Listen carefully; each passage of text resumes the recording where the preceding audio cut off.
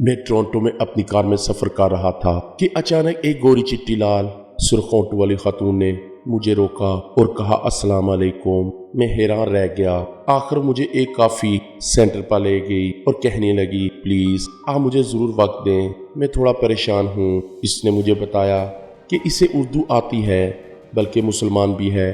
میں بولا کیوں نہیں۔ پھر گفتگو کا آغاز کچھ اس طرح ہوا کہ مجھے بولنے کا موقع کم اور سننے کے لیے تمام قوت اور توانائی کو یکجا کرنا پڑا۔ وہ کہنے لگی میں مسلمان ہوں لیکن میں اسلام کے ٹھیکیدار پاکستانی مسلمانوں سے کہیں بہتر ہوں۔ میرے دل میں حسد نہیں، بغض نہیں، کسی کا دل نہیں دکھاتی، کسی سے زیادتی نہیں کرتی، کسی کا حق نہیں مارتی، تمام اسلامی شعائر کا بھرپور ایمان کی حد تک پاس کرتی ہوں، اپنے اور خدا کے معاملات میں کسی کی دخل اندازی نہیں چاہتی، اپنے شوہر، گھر اور بچوں کی وفادار ہوں۔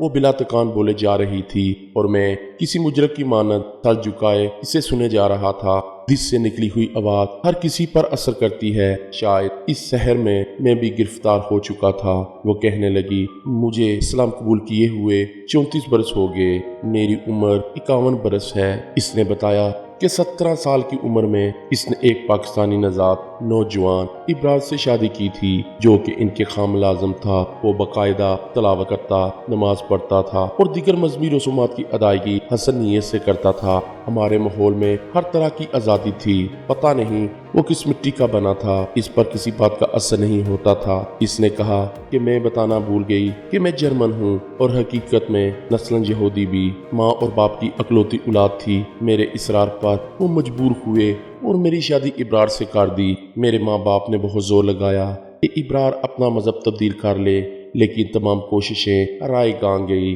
وہ ٹس سے مس نہیں ہوا۔ میں نے شادی کے 4 سال بعد اسلام قبول کیا۔ مجھے روایتی مسلمان نہیں بننا تھا، لہٰذا میں نے جامعۃ الزہرا مصر سے کئی اسلامی کورسز بھی کیے، انہیں سمجھا، پڑھا اور مکمل طور پر کائنات کے اکلوتے سچ پر یقین کرتے ہوئے ایمان لے آئی۔ ابرار میرا شوہر بنیادی طور پر کم گو اور خاموش طبیعت کا انسان تھا۔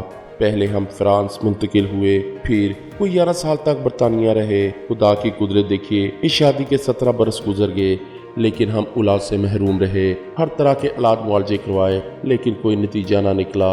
ابرار کبھی مجھے پاکستان نہیں لے کر گیا، بقول اس کے کہ اس کے گھر والے مجھے قبول نہیں کریں گے، وہ بہت سخت اور ہر دھرم قسم کے لوگ ہیں۔ میں نے کبھی اصرار نہیں کیا۔ کچھ عرصہ کے بعد ہم مراکو بھی رہے اور ایک حلال فوڈ چینی کمپنی کو وہاں سے بیٹھ کر چلاتے رہے۔ ہمارا کاروبار پھیلتا گیا اور ہم دونوں میاں بیوی ہر طرح کی نعمتوں کو پا کر خوش تھے۔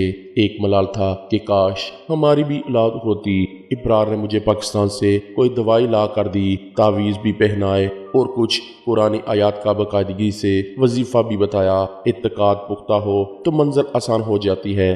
میری گود کھری ہوئی اور اللہ نے مجھے چاند سی بیٹی عطا کی۔ پھر 2 سال کے بعد دوسری اور تقریباً 5 سال کے بعد تیسری بیٹی میرے آنگن میں آن کھیلنے لگی۔ وہ دن ہے اور آج کا دن کہ مجھے میرا شوہر چھوڑ کر کہیں بغیر بتائے چلا گیا۔ مجھے اولاد تو ملی لیکن خاوند کو کھو بیٹھی۔ کیا بیٹا پیدا کرنا میرے بس میں تھا؟ میں تو مجبور اور لاچار تھی۔ کیا بیٹیاں اولاد نہیں ہوتی؟ کیا اسلام ہمیں یہی تعلیم دیتا ہے؟ کوئی اسے سمجھاتا کہ ہمارے نبی پاک صلی اللہ علیہ وآلہ وسلم بھی 4 بیٹیوں کے باپ تھے، خدا نے نورینہ اولاد دے کر بھی واپس لے لی۔ اگر آپ صلی اللہ علیہ وآلہ وسلم چاہتے تو کیا خدا انہیں مایوس کرتا؟ ان کے ایک اشارے پر کائنات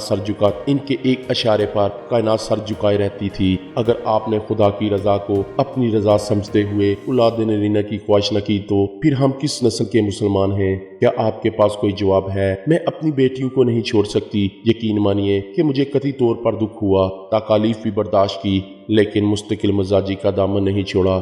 کینیڈا میں رہتے ہوئے مجھے تقریباً 5 سال ہونے کو ہیں۔ میرے دل میں یہ رنجش ہے، جب بھی کوئی پاکستانی ملتا ہے تو اسے اپنا دکھڑا سناتی ہوں۔ کاش یہیں سے ابرار واپس آ جائے۔ مجھ سے زیادہ آج اس کی بیٹی کو اپنے باپ کی ضرورت ہے۔ ماں ہوتی ہے، آخر کب تک میں ان پر نظروں کا پہرا لگائے بیٹھی رہوں گی؟